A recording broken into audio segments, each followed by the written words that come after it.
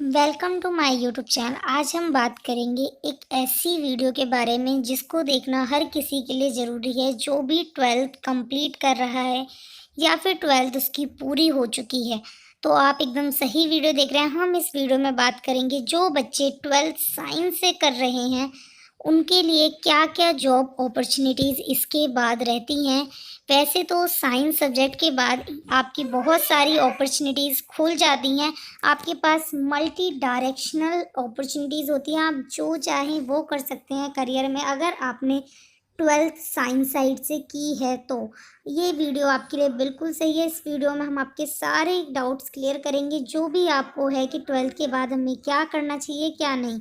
जैसे कि 12th science side हम ज़्यादातर 2 सब्जेक्ट से करते हैं, या तो पीसीएम, पीसीबी। पीसीएम होता है मैथ्स वालों के लिए और पीसीबी होता है बायोलॉजी के बारे में। तो हम इस वीडियो में जानेंगे, अगर आप 12th साइंस से करते हैं तो आपके पास कौन-कौन से मौके होते हैं अपना भविष्य बनाने के लिए। तो स्टार्ट करते हैं। सबसे पहले पीसीएम और सेकंड बीसीबी। पीसीएम के नाम से ही आपको समझ आ रहा होगा कि इसके अंदर कौन-कौन से सब्जेक्ट होते हैं। ये एक साइंस साइड है।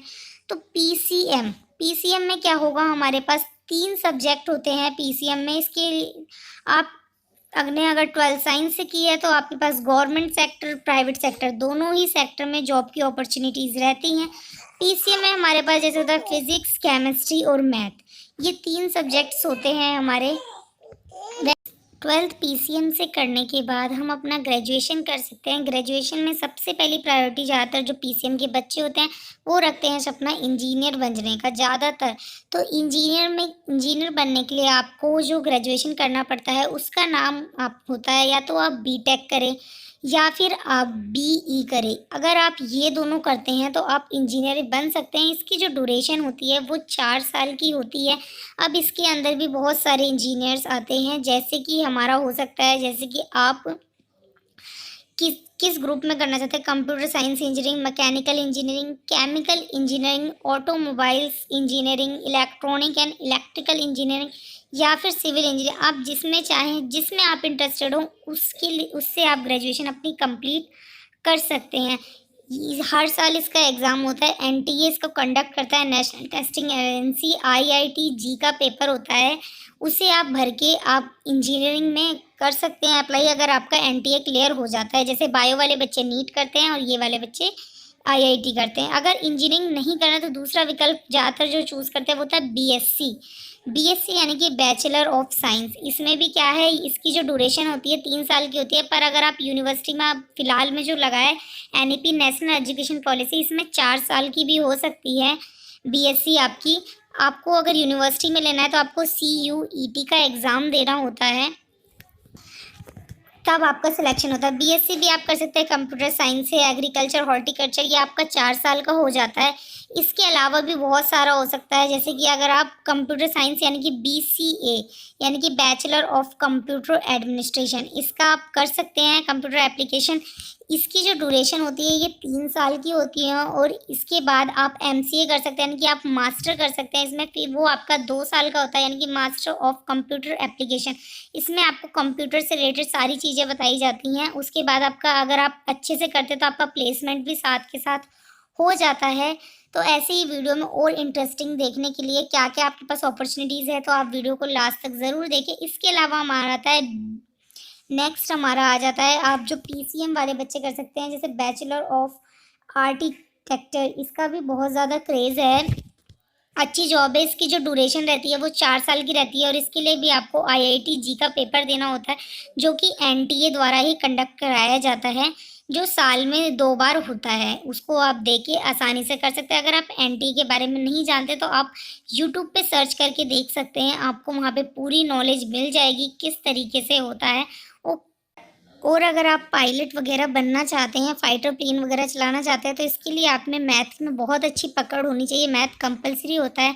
इस कोर्स की ड्यूरेशन 2 से 3 साल की होती है। इसमें जो अकेडमी कराती है आपकी ये कोर्स, कुछ अकेडमी के नाम बताती हूँ। इंदिरा गांधी राष्ट्रीय अर्बन अकेडमी, एनएफआईटी, इंदिरा गांधी वाला देहरादून में, यहाँ से आप कर सकते हैं और एयरलाइंस में ईजिली जा सकते हैं। वो फाइटर प्लेन वगैरह उड़ाने का अपना सपना पूरा कर सकते हैं। और बात अगर हम करें गवर्नमेंट सेक्टर में इसके लिए, तो मैं आपको सजेस्ट करूँगी कि आप यूपीएससी एनडीए का दें, क्योंकि जो यूपीएससी एनडीए होता है, नेशनल डिफेंस आर्मी, इसमें क्या होता है, इसके थ्रू आप फाइटर प्लेन्स वगैरह चला सकते हैं। आपको यहाँ पे पूरा ट्रेनिंग वगैरह दिया जाता है। ये साल में 2 बार इसके पेपर होते हैं। आप वहाँ से इसको करके आप इसमें गवर्नमेंट सेक्टर में आ सकते हैं और आप इजीली क्वालिफाई कर सकते हैं। इसमें जो एज लिमिट रहती है वो 16 से 19 साल के बीच में रहती है। अगर आप इस एज लिमिट के बीच में आते हैं तो आप इस फॉर्म को ज़रूर से अप्लाई करें।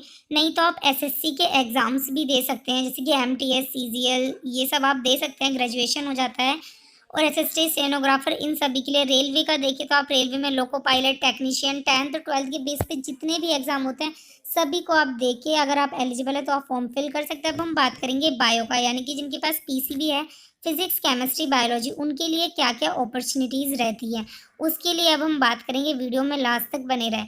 तो जैसे आप अगर एमबीबीएस करना चाहते हैं तो आप इसके लिए नीट का एग्ज़ाम क्लियर करेंगे। नीट का एक एग्ज़ाम होता है जिसे आप क्लियर करके एमबीबीएस की पढ़ाई कर सकते हैं। बीडीएस, बीएमएस, बीएचएमएस कर सकते हैं। एमबीबीएस का जो ड्यूरेशन होता है वो ड्यूरेशन आपका 5 साल का होता है और हाफ साल जो कि आपकी इंटर्नशिप वगैरह रहती है, यानी कि टोटल आपका 5.5 साल का एमबीबीएस रहता है। इसकी जो ड्यूरेशन वगैरह बता दी है ये आप कर सकते हैं। उसके लिए आपको पहले नीट का एग्ज़ाम क्वालिफाई करना होगा। नेशनल एंट्रेंस एलिजिबिलिटी टेस्ट, जब इसमें आप रैंक करते हैं तो आपको, अगर आपके अच्छे स्कोर आते हैं तो आपको गवर्नमेंट कॉलेजेस भी मिल जाते हैं, नहीं तो आप प्राइवेट कॉलेजेस से भी एमबीबीएस कर सकते हैं। हर साल इसके 2 बार पेपर कंडक्ट कराए जाते हैं। अगर आपको इसके बारे में चाहिए हो नॉलेज तो आप मुझसे कमेंट बॉक्स में पूछ सकते हैं। मैं आपको कमेंट बॉक्स में ज़रूर से इसका आंसर दूंगी। आप इस टेस्ट को देने के बाद इन सभी कोर्स के लिए एलिजिबल हो जाते हैं। और भी बहुत सारी अपॉर्चुनिटीज़ होती हैं, जैसे कि आप अगर नीट नहीं देना चाहते हैं तो भी इसके अलावा बहुत सारी अपॉर्चुनिटीज़ होती हैं। डॉक्टर जैसे आप डी फार्मासिस्ट वगैरह कर सकते हैं। उस डी फार्मासिस्ट की ड्यूरेशन 2 साल की रहती है। आप इसके अलावा अगर 12th के बाद देना चाहते हैं तो आप स्टेट पुलिस, रेलवे, एसएससी, ये सभी पेपर जिसमें मैथ कंपलसरी नहीं है उसे आप दे सकते हैं, क्योंकि मैथ्स पीसीएम वालों के लिए हो गई। आपके पास बायो है तो आप बी फार्मा के बारे में, जैसे मैं बात कर रही थी, बीएससी नर्सिंग भी आप कर सकते हैं, बीएससी बायोटेक्नोलॉजी भी कर सकते हैं। बहुत ही सारी अपॉर्चुनिटीज़ होती है 12th साइंस से करने के बाद। अगर डॉक्टर की लाइन में जाना चाहते हैं, बीएससी से एग्रीकल्चर में भी आप कर सकते हैं। ये भी बहुत अच्छी अपॉर्चुनिटीज़ होती है। एग्रीकल्चर फार्मिंग वगैरह के बारे में आपको नॉलेज मिल जाती है। ड्यूरेशन आपकी इसकी 4 साल की रखी जाती है।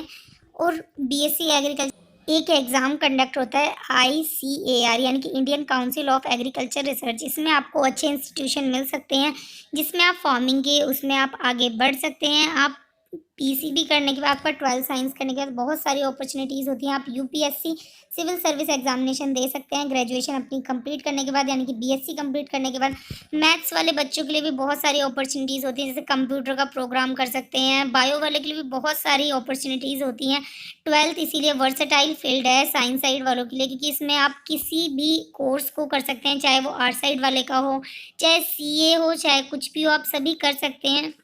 आप एसएससी का एग्ज़ाम दे दीजिए। एसएससी सीजीएल का एग्ज़ाम, आपकी जब ग्रेजुएशन कंप्लीट हो जाती है तो आप एसएससी सीजीएल का एग्ज़ाम दे सकते हैं।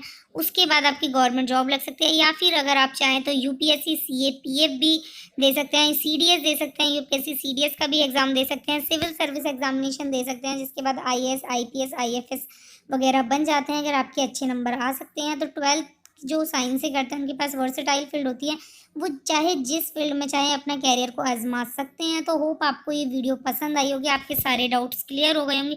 अगर आपको फिर भी कोई डाउट्स है इस वीडियो से रिलेटेड तो आप मुझसे कमेंट बॉक्स में पूछ सकते हैं, या तो मैं उस पर एक वीडियो बनाऊंगी या फिर आपको ज़रूर से बताऊंगी। वीडियो पसंद आ रही है तो आप चैनल को सब्सक्राइब करिएगा, लाइक, शेयर और कमेंट ज़रूर से करिएगा। Thanks for watching this video. जय हिंद। मिलते हैं किसी हेल्पफुल वीडियो के साथ जो कि आपको फिर से हेल्पफुल करे हमारे इस नॉलेज को बढ़ाने में। तो जब तक के लिए बाय बाय।